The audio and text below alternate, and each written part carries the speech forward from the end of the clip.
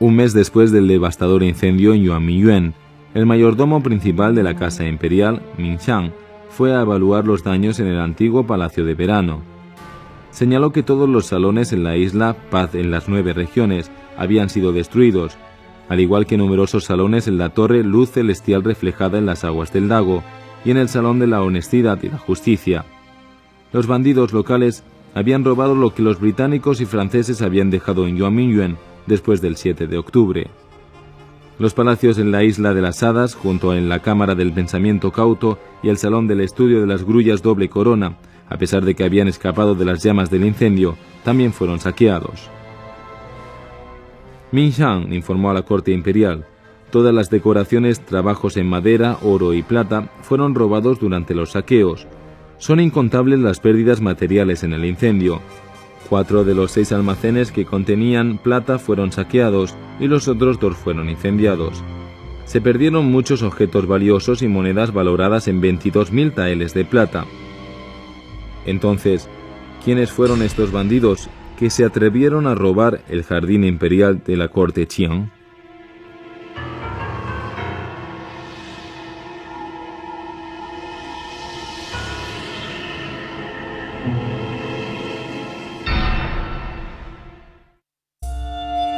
Los documentos recientemente publicados del primer archivo histórico de China registraron lo que sucedió en Yuanmingyuan en los años 1860 y 1861.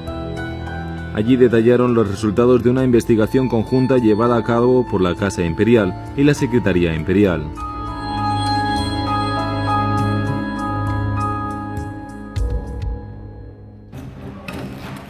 A mediados de noviembre de 1860, Xian Pao, un prominente general que había luchado en la batalla de Pailiqiao, capturó varios bandidos en las colinas occidentales cerca de Beijing. Otros 2 bandidos fueron detenidos poco después, en Anhejiao.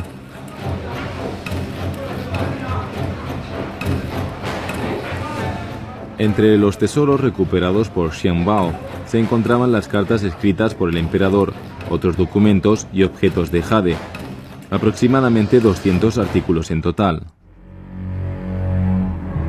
Entre los detenidos se encontraban los exsoldados manchúes responsables de la custodia de Yuanmingyuan. Después de que las fuerzas aliadas, británicas y francesas habían terminado sus saqueos, los guardias vinieron a reclamar su parte. Mucho tiempo después, un escritor con el seudónimo de Xiao Ran, quien era descendiente de uno de estos soldados, ofreció un panorama de los acontecimientos en su libro. Uno de mis parientes era un humilde ciudadano manchú que pertenecía a la división administrativa de la bandera blanca bordeada de Manchuria. Una noche encontró en su jardín un objeto de oro que dio lugar a una acalorada discusión con su amigo. Una patrulla pasó por allí y al ver el disturbio los detuvo y los llevó ante las autoridades locales. El objeto confiscado fue identificado como un tesoro personal que perteneció al emperador Jia Qian. En su informe, Xian Pao registró casos similares. Después de la salida de las tropas británicas y francesas, varios campesinos en Changping habían venido a robar varios artículos y luego los enterraron. Algunos de ellos fueron detenidos cuando trataban de vender los objetos robados.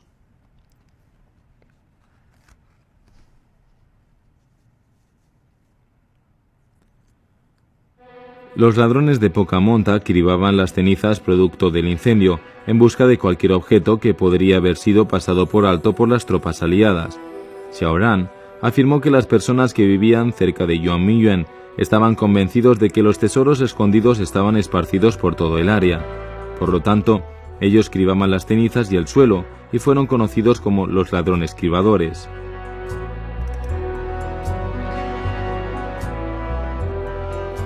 Incluso después del incendio, se prohibió la entrada de la gente común en el área, pero había tantos intrusos que los guardias no pudieron detenerlos.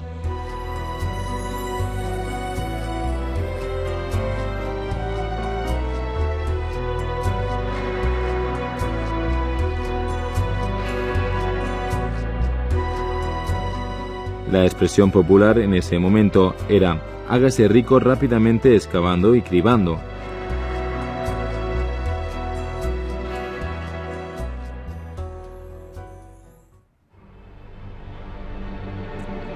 Algunos de los eunucos de la parte imperial también estaban implicados en el saqueo.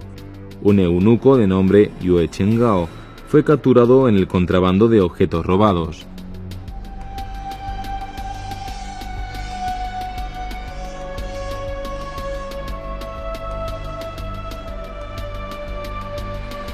Yue Chenggao no fue el único eunuco detenido. Había tantos tesoros robados que un funcionario sugirió que se realizara una búsqueda exhaustiva en todos los hogares para recuperar los tesoros robados y desaparecidos. Sin embargo, el consejero imperial, Wen Xiang, se opuso a la idea. 如果是你挨家挨户的去进行搜查，那么很可能有的人就会扰民，是吧？引起社会的不稳定，是吧？甚至于可能激起更大的事故，是文祥呢，他就建议出布告，是吧？要是大家你们拿了东西的、捡了东西的，你们就交回来。这所以后来采用了他这个办法。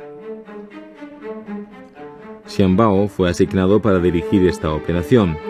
Desde noviembre de 1860 hasta el primer semestre de 1861, recuperó 7 lotes de tesoros robados y decomisó un total de 1.400 artículos robados de Yuan Mingyuan.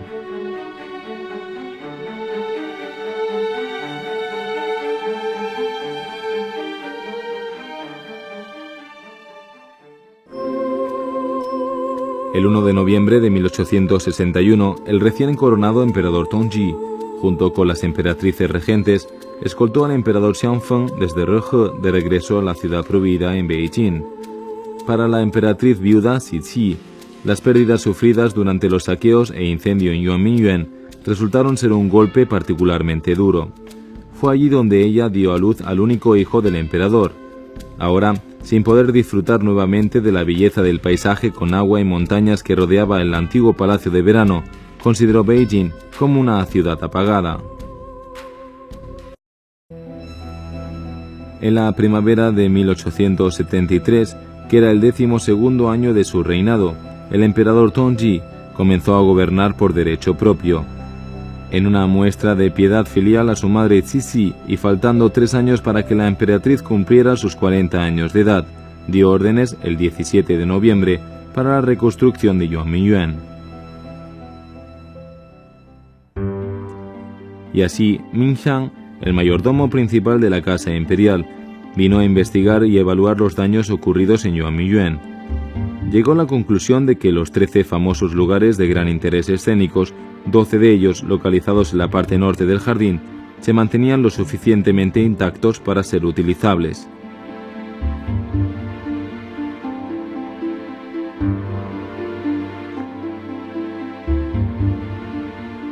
Pero muchos otros famosos lugares de gran interés escénicos en Yuan Mingyuan no fueron incluidos en el informe de Ming Xiang. En él solo se incluyeron las maravillas naturales y artificiales, tales como la isla etérea y el muelle del bote oculto. La reconstrucción total o parcial de los lugares de gran interés escénicos en Yuan Mingyuan fue una decisión que, en última instancia, se reducía a una cuestión de dinero. En ese momento, la situación financiera para el gobierno era muy tensa. Tras la debida consideración, dijo el emperador Tongji, he decidido que los palacios de las emperatrices regentes y mis propias oficinas deberán ser las primeras reconstrucciones.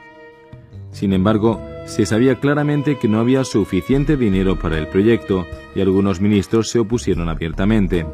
El Consejo Imperial Shen Huai instó a retrasar el proyecto de reconstrucción, señalando que el país se enfrentaba a muchas dificultades.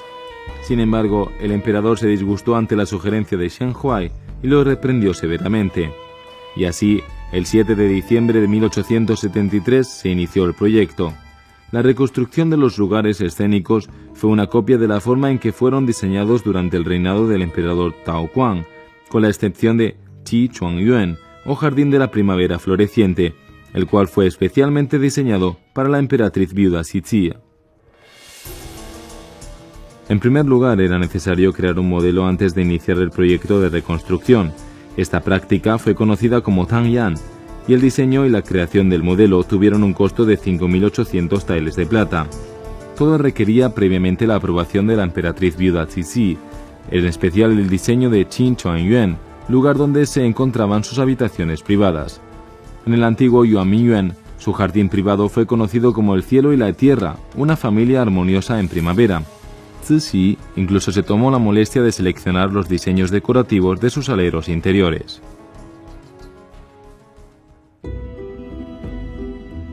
El proyecto se inició a pesar de que el dinero aún no estaba disponible. Los archivos del departamento de la Casa Imperial revelaron que los trabajos de reconstrucción se interrumpieron con frecuencia, mientras que los contratistas esperaban por la llegada del dinero. Los contratiempos financieros retardaron los trabajos de reconstrucción e incluso provocaron el diferimiento de numerosos proyectos.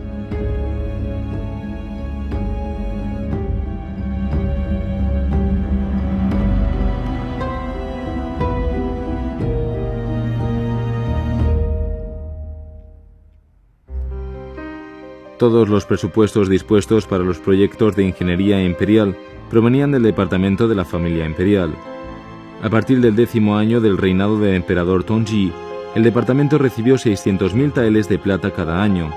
Sin embargo, esta cantidad no fue en absoluto suficiente para satisfacer las necesidades del proyecto de reconstrucción de Yuanmingyuan. La tesorería imperial estaba prácticamente agotada de recursos. Una ingeniosa idea se le ocurrió al propio emperador. Solicitó donaciones de la nobleza y los ministros.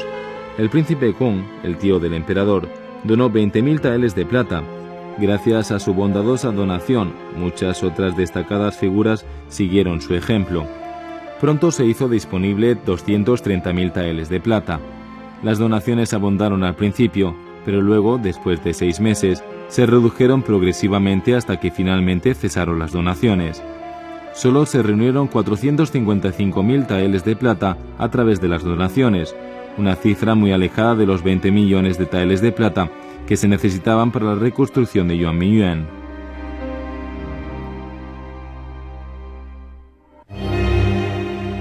Cuando comenzó el proyecto de reconstrucción de Yuanmingyuan, fue difícil encontrar estas vigas de madera laminadas, utilizadas para construir los grandes pilares en el interior de Tal He Tian, o Salón de la Armonía Suprema. El emperador Tongji tuvo que reducir el número de las habitaciones previstas de 3.000 a solo 1.420. Aún así, fue necesario comprar 3.000 grandes troncos de madera. Sus funcionarios fueron enviados a una búsqueda desesperada de estos enormes troncos de madera en Hunan, Hubei, Guangdong, Guangxi y Sichuan. Mientras tanto, el emperador estuvo de acuerdo en utilizar los pilares de segunda mano, recuperados del original antiguo Palacio de Verano.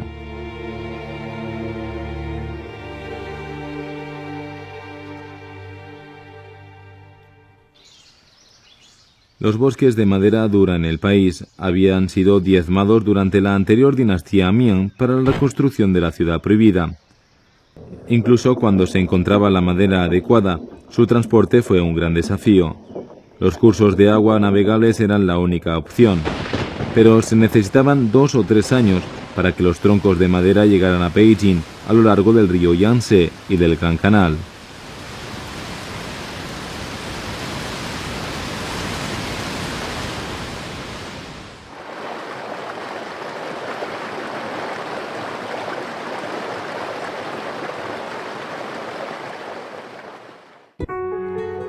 El príncipe Kong, con el apoyo del príncipe Chun y de varios ministros, instó al emperador Tongji para que detuviera el proyecto de reconstrucción de Yuanmingyuan. La remodelación de los lugares imperiales en Peihai y Chonghai y Nanhai, argumentaron, podría servir para este propósito. Urulun, un asistente de la oficina de Li Hongchang, registró su encuentro con el emperador. Después de que habían presentado solo unas pocas líneas de su petición, el informe de Urulun señaló que el emperador estaba ya mostrando su descontento. Preguntó: ¿Usted no va a dejar de murmurar hasta que yo detenga el proyecto? El príncipe Kong respondió: ¿Hay algo más en la petición? Por favor, permítame que lo lea. El emperador estalló de ira y contestó: ¿Así que usted no se detendrá hasta que yo le entregue el trono? Al oír esto, todos los príncipes y ministros temblaron y cayeron de rodillas, y el ministro Wen Xiang casi se desmaya. Solo el príncipe Chuen, con lágrimas en los ojos, no se atrevió a moverse. El emperador finalmente cedió.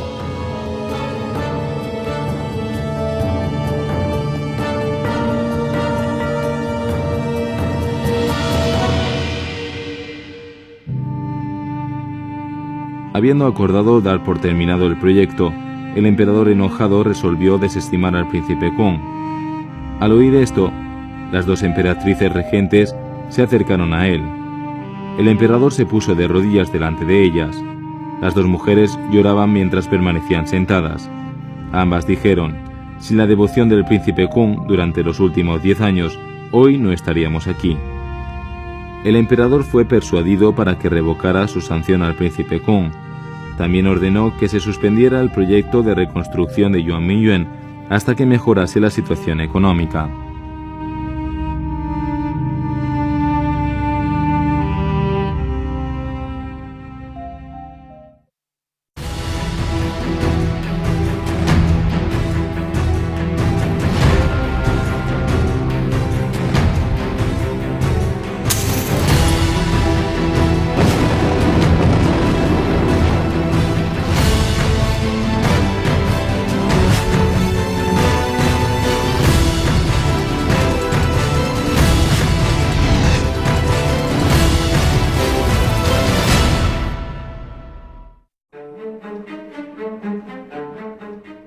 En 1900, las fuerzas aliadas de las 8 potencias acabaron con los Yi-He-Tuan, o levantamiento de los Boxers. Las fotografías se convirtieron en un medio de registro. Los soldados japoneses vendían las antigüedades robadas de Yuan Mingyuan de puerta en puerta. Un soldado alemán hablaba emocionado sobre un jarrón que lo había extraído de Yuan Mingyuan. La celebración de una subasta en el cuartel general del ejército británico y los soldados italianos saqueando los tesoros de Yuan Mingyuan. Con tantos actos de vandalismo y saqueos continuos, no quedó ningún tesoro en Yuan Mingyuan. Los soldados, para protegerse del frío del invierno, incluso hicieron una fogata con las ventanas y puertas de los salones.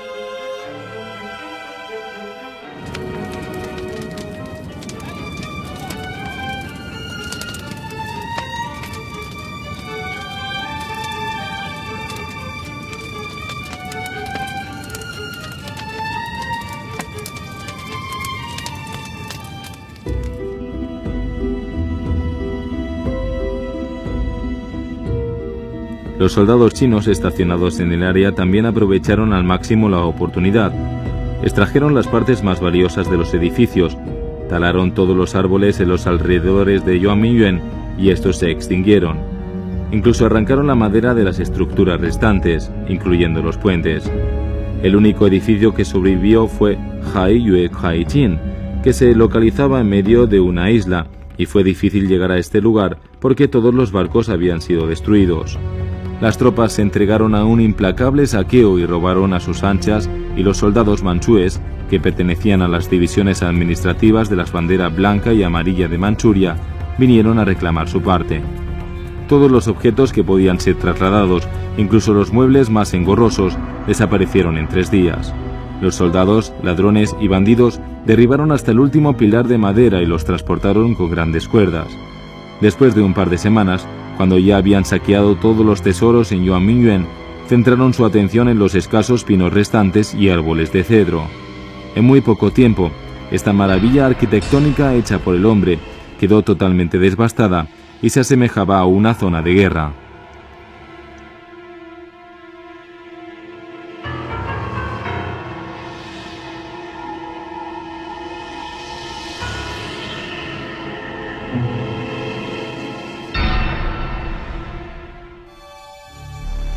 Algunos registros históricos señalaron que en el mercado más cercano a la ciudad, Qinghe, había montañas de madera apilada. El comercio de madera floreció como nunca antes lo había hecho. Si el primer acto vandálico que ocurrió en Yuan Mingyuan en 1860 había sido un incendio, el del año 1900 fue el robo de madera. Yuan Mingyuan quedó sin árboles y se convirtió en un lugar lleno de rocas, azulejos rotos y paredes destruidas cubiertas de maleza.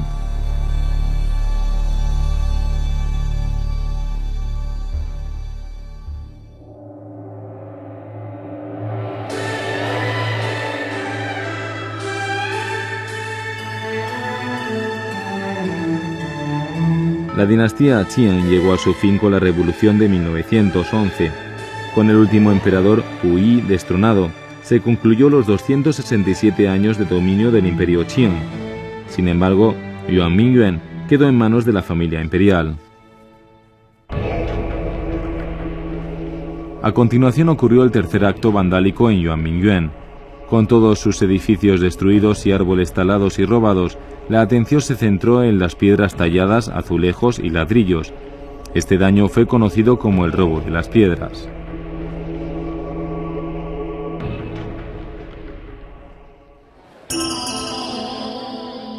Durante un tiempo, muchas zonas en Beijing estaban invadidas por piedras procedentes del antiguo Palacio de Verano. Los exfuncionarios se ganaban la vida vendiendo estas piedras. Incluso crearon un anuncio publicitario que divulgaba la disponibilidad de las piedras en la entrada de Yuan Mingyuan. Solo costaba $1 por un carro tirado por caballos para transportar una carga lo suficientemente grande como para llenar 2 carretas vacías esperando en las afueras de Yuan Mingyuan.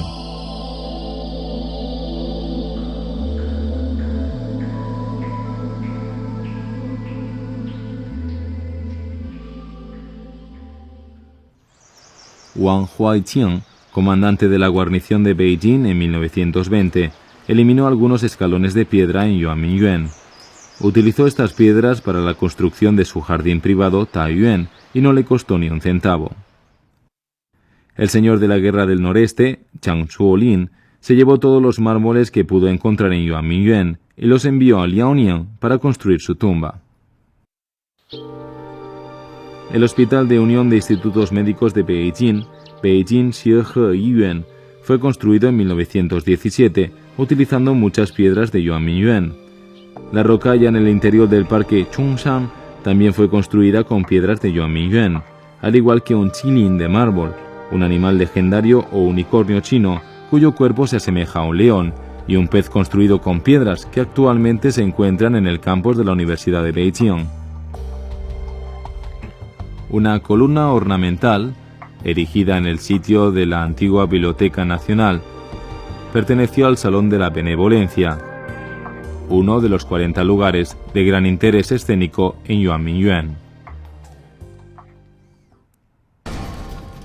Las ruinas de Yuan Mingyuan constituyen una fuente permanente de dolor para el pueblo chino.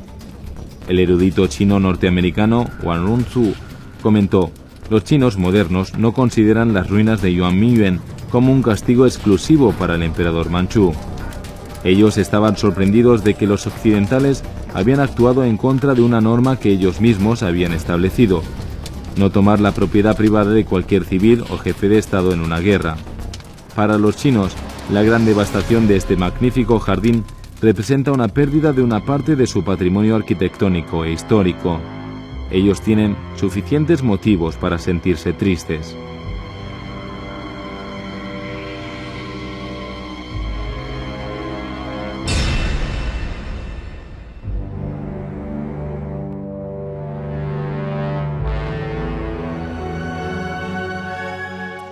No importa cuántos años pasen, las ruinas de Yuan Mingyuan siguen siendo una fuente de dolor y humillación. Sin embargo, inspiran la nación china a seguir luchando por el presente y por el futuro.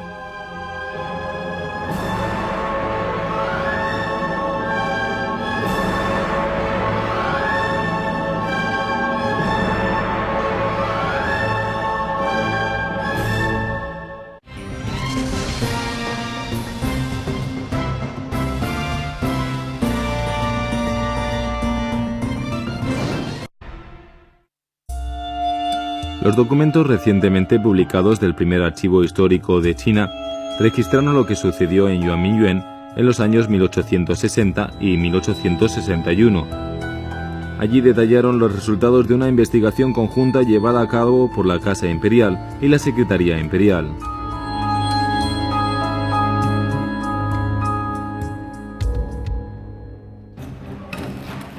A mediados de noviembre de 1860, Xian Pao, un prominente general que había luchado en la batalla de Pailiqiao, capturó varios bandidos en las colinas occidentales cerca de Beijing. Otros 2 bandidos fueron detenidos poco después, en Anhejiao.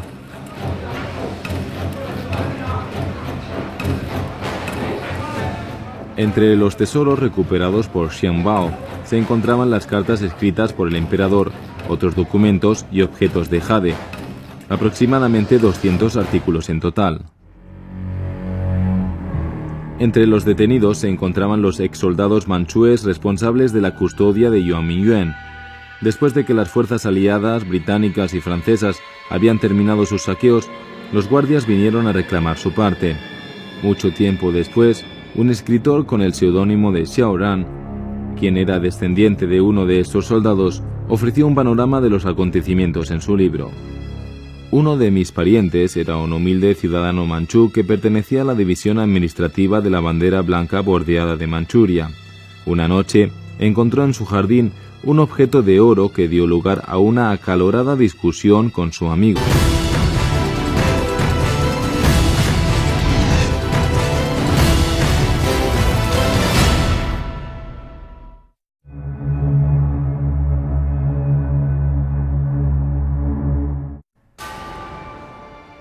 Un mes después del devastador incendio en Yuan Mingyuan, el mayordomo principal de la Casa Imperial, Ming Xiang, fue a evaluar los daños en el antiguo Palacio de Verano.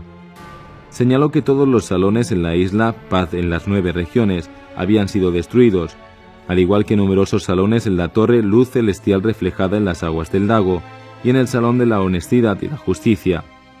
Los bandidos locales habían robado lo que los británicos y franceses habían dejado en Yuan Mingyuan después del 7 de octubre. Los palacios en la Isla de las Hadas, junto a la Cámara del Pensamiento,